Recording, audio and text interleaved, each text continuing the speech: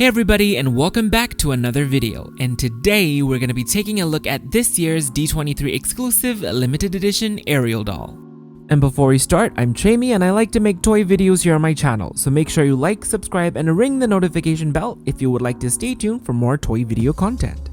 First up, taking a look at her packaging, at first glance you may think it's just pure white, but if you look closely, there is this beautiful iridescent, marble, watery, pearlescent effect going on, which is very pretty. The box is also decorated with all these gold foil patterns, so it's very reflecty and shimmery when you move it in certain lighting. I also particularly like that the silhouettes of Ariel are just scattered throughout the box. On the back, you got the logo of the movie as well as a nice copy of the description of the doll.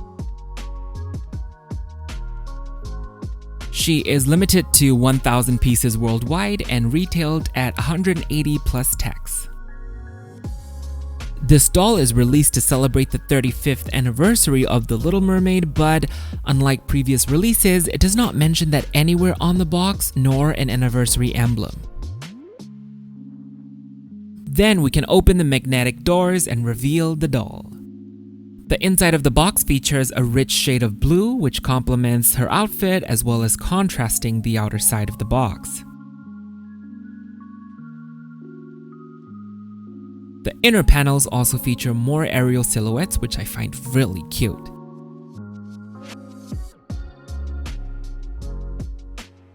The certificate of authenticity is housed in the door panels, and mine is number 130 out of 1,000.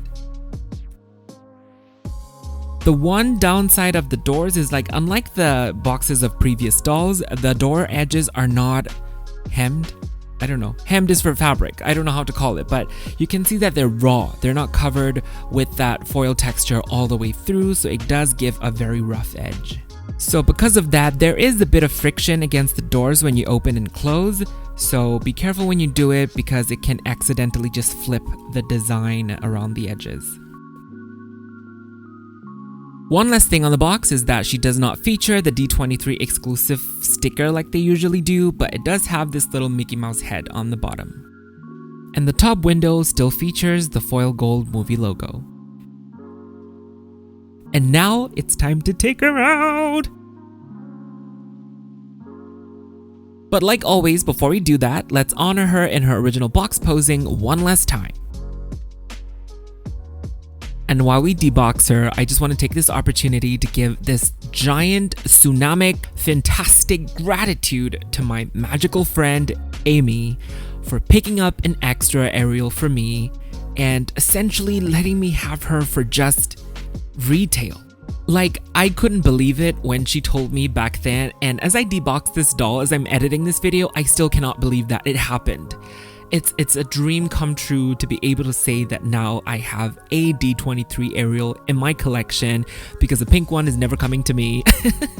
I remember physically just jumping up and down when she told me that she got me Ariel, and it was just the most magical moment. So I am beyond grateful for that kindest gesture you have shown me. I'm so deeply touched, and overall I just want to say thank you for being my fairy godmother for Ariel this D23.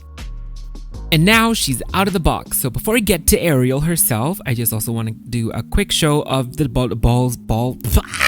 doll's box background. Oh my god. It's a nice shot of that little courtyard where Eric and Ariel were dancing, and it's high quality, it's not pixelated.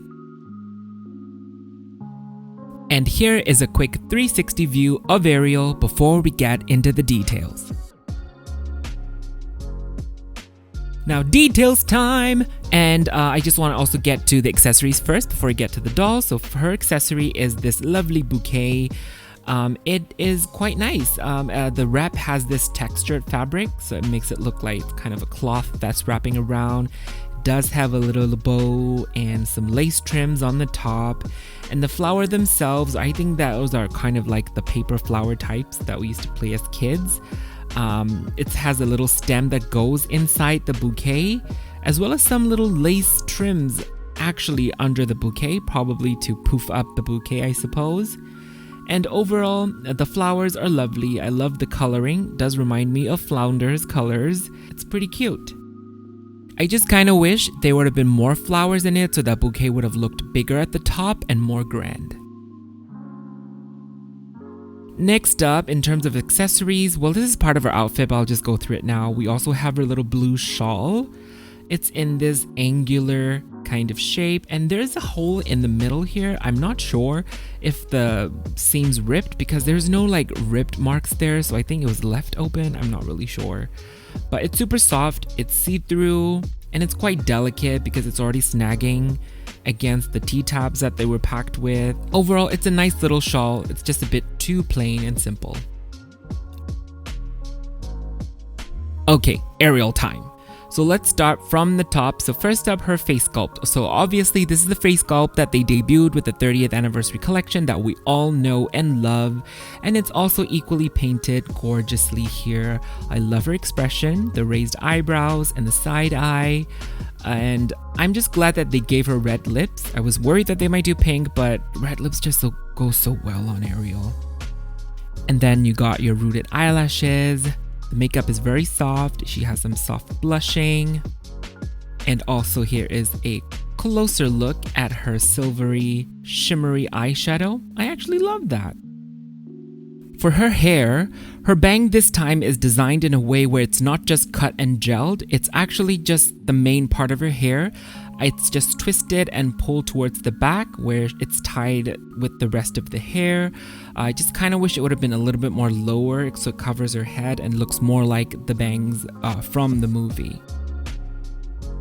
Hair accessory wise, she does come with her little blue bow. It's just a bit too tiny for me. I think in the movie, the bow itself is big and pointy, but on the doll, it seems like the bow is small, but the ribbon that's under the bow is the bigger one.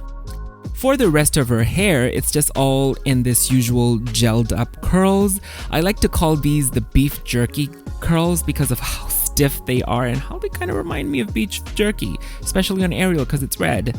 But yeah, they're very stiff, very gelled, and some of them are kind of misshapen from being pressed inside the packaging. The stiffness makes the hair kind of look lifeless because it's just kind of very stagnant. It's just like she has like a bunch of like sticks for hair because they're just kind of moving like solid lines on her head. So yeah, overall this is not the best attempt at styling Ariel's hair from them because I know that they have done much better jobs on other dolls. Now we venture into jewelry. So first up, she has this really beautiful gold chained necklace, and I was very curious about what the pendant was going to be, but it's actually like a little shape of a flower, and it also has a stem. The stem is kind of bent in the middle so that the necklace have like a point, so I kind of like that too. For her earrings, she kind of has this metallic blue half pearl stud with a gold case around it. I thought it was going to be a gem, but it's actually a little metallic half pearl. Moving on to her outfit. So her top is made out of two parts. First up, you have this little blouse layer that has a sweetheart bodice. It has a ruffled trim, and it's made of this shiny satin material. And I love that material, and I love her puffy sleeves, the off shoulder. I also like this little kind of blue gold brocade trim that she has around her sleeves.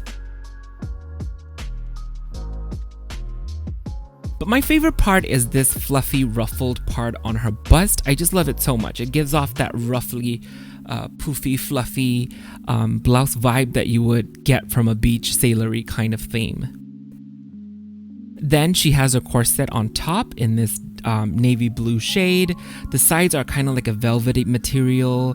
It has embroideries and some gems, and in the middle we have some ribbon detailing to mimic the corset. But they are stitched together and just attaches with Velcro on the back. While we're in this region, her last jewelry is this clear beaded bracelet that she has. It's cute, and the little tassel at the end is reminding me of my grandmother's prayer beads.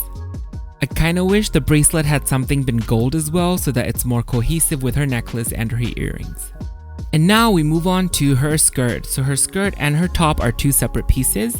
The skirt is not as big as I thought it was gonna be. I thought it was gonna be a full, complete 360 circle kind of skirt with lots of fabric, but I think it's more of an angle because it is kind of in a triangular shape. It has two layers, the top layer essentially being where the details are, and then a pale baby powder blue satin layer underneath as the main part.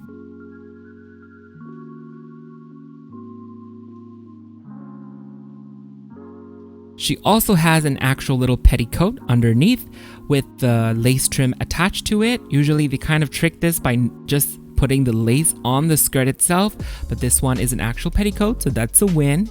And underneath that, she also still has the usual kind of petticoat that they give to all the dolls and gowns. And the rest is just tissue. I have to say, I really do love the shade of blue on the overskirt, as well as the embroideries and the jewels. I also really like the brocade patterning on that layer. They're metallic threads, so that it gives off different colors, and not different colors, but like different shades of that blue. It goes from light to dark in certain lighting. And then finally, we have her shoes. So I also do have to say, I really love her shoe sculpts. They're brand new, and I love the two-toned color. It's really just dainty and cute. I love the ribbon sculpted detail at the tip of the shoe. I love the pale blue middle part, as well as the heels. And overall, it's a really nicely done shoe. And the way the ribbons are attached is that there's like a little hoop of a ribbon attached to the shoe, and the ribbon around her ankles are just looped through that little loop-de-loop. Overall, great new shoes. Now, in terms of articulation, she moves at the neck, the shoulders, the elbows, the wrists, the hips, obviously, and the hinge knee joints with the tippy toe feet. But she also does have the waist swivel joint, which is super effective for photos. For her stand, she has the new saddle stand with the oval base. Okay, now before I go into my final thoughts, I do have one complaint against the shawl, because it's kind of tricky to put back on because it's too short and too thin, so you kind of struggle trying to make her hold the shawl. Almost like her arms have to be close to her body in order for the shawl to kind of like comfortably, snugly fit on her. Like if you try to pose her differently with her arms apart, they kind of start falling out of that little snuggly loop. So I wish it had just had been bigger. I think the shape is mimicked to look like a folded shawl, I suppose, because the shawl would have been like either like a triangle or like a square or a circle, whatever, but I think it's already kind of mimicked and stitched to look folded. So I wish it would had just been like a full shawl per se, a full fabric, so that it would kind of nicely fold over her arms. Complaint done. Okay, so now I would like to go into some of my personal thoughts on the execution and the quality of this doll, and what they could have done differently to really elevate this doll to D23 goddess tier level perfection doll. And this is all solely on the execution and the quality of the physical product. You know, it's not about the design. I absolutely adore and love the way this dress has been designed and adapted into doll limited edition form. But there are so many ways that they could have done differently in execution to really bring this doll up to the next level. And just to preface, I'm not nitpicking actually. I think there are two types of people, collectors out there, where if it's a doll of a character or princess they already really love, they kind of tend to be really easy on that particular doll. Because yeah, it kind of makes sense. They're already so in love with the doll, they could kind of overlook some of the flaws or the details or their lack thereof, you know. But for me, it's the opposite. When it comes to Ariel, when I review her, like the magnifying glass I view her with is more stringent and more strict. And it's because I love her so much, and it's because she's my favorite. So it comes from a place of love. Like I just really want the best for Ariel in every way possible. So that's why I'm gonna give you my thoughts on how she could have been improved as a D23 exclusive doll. Okay. Number one, the hairstyling. The hairstyling on her is very playline. The way it's just kind of all smushed and gelled and just crammed in there in the box. And Disney Store have done really great hairstyling, especially on Ariel. I will give references throughout this video. So the first reference I want to bring up is the most recent Ultimate Princess Collection designer Ariel. That doll's hair, every single lock was perfectly curled, and it's gelled, but it's gelled in a way where it still maintained the bounciness, the movement, and the softness of it, and there's no misshapen curls inside. So that's how you style Ariel's doll hair. And also, even that designer Ariel that came with Ursula also had great hair. It's gelled, but again, it maintained movement and bounciness while still maintaining that flawless shape. So that's something they could have done on this doll as well. I know that her hair quality is actually really great because I've seen people wash her hair and it turned out amazing. But still, for a D23 doll, I think she should have come with like better pre-styled hair. Next up is accessories and jewelry. So in terms of jewelry, I do really love her necklace, but the earrings and the bracelets were kind of a disappointment. Especially the bracelet actually, it just didn't go well with the rest of the jewelry, and they could have done something in gold. And also maybe the earrings could have been a little bit more extravagant, maybe drop earrings or something. I think studs were just a bit too basic on her as a D23 doll. I mean, in the movie she didn't even have earrings, so you know, it's still a win, but I think it could have been better, especially if we look at the 2022 D23 dolls. They were decked out in accessories and jewelries. Like Merida had all these gold rings in her hair, Jasmine had her tiara, the necklace, the belt. So I think there are opportunities where they could have glammed her up more in terms of jewelry, which also kind of segues into the accessories. Number one, I really do love her bouquet. I think it's just so sweet because I can imagine like the lore behind it. She was holding it in the movie on the carriage, so Eric probably bought that bouquet for her. It's so sweet. I think it just wasn't enough. You know, I think she could have done with a bit more accessories in terms of it. I don't know. In that particular scene, she had a pirate hat, a pair of boots. I don't know where the boots came from. But, you know, they could have added something. Again, jumping back to the last D23, Jasmine had a full functional metal lamp. Merida had her brothers, a bows, Snow White had Dopey in the ring and all of that. So, you know, things that they could have done. And finally, the third and the biggest one I have is the execution of her outfit, especially at the top. Number one, I was so disappointed to learn that her blouse and her corset were stitched together one piece. I was for sure thought it was going to be two separate pieces because, hey, it's a D23 doll. So I was really let down when I learned that they were just stitched together. So to reference that, they have done separate pieces like that in the past, especially on Anna dolls. The epilogue Anna had a full-on shirt underneath with embroideries and then her vest. The recent 10th anniversary Anna also had a full shirt and the vest.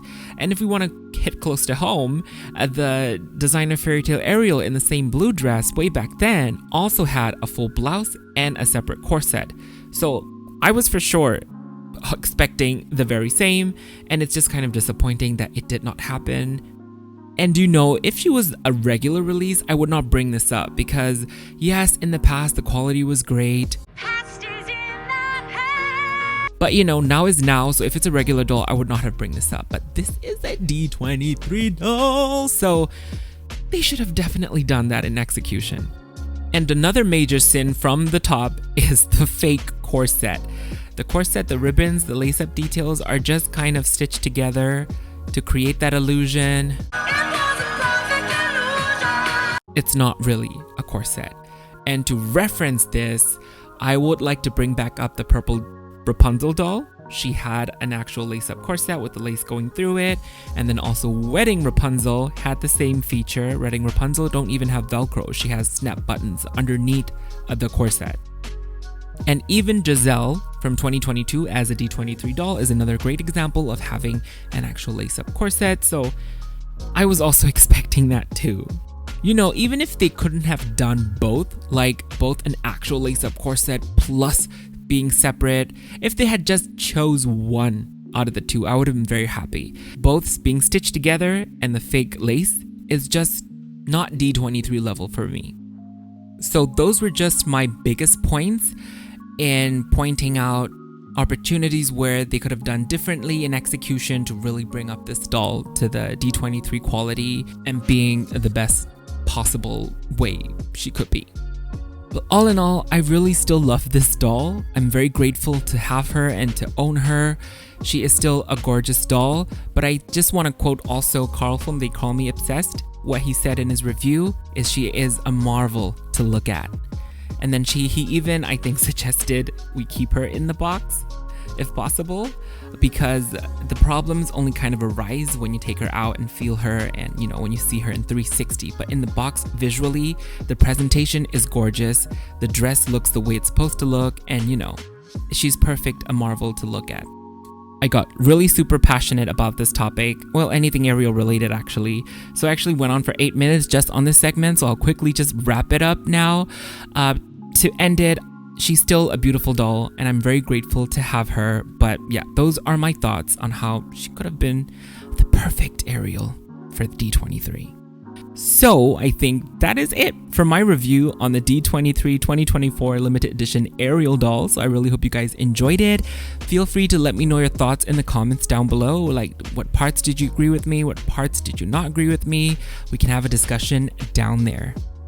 You can also check me out on Instagram at Chaymie Creates for my toy photography, because I am just so excited to do some photo shoots and edits with this Ariel, and I also cannot wait to do a full restyle on her hair. I will be doing a video on that, so stay tuned and subscribe here on my YouTube channel.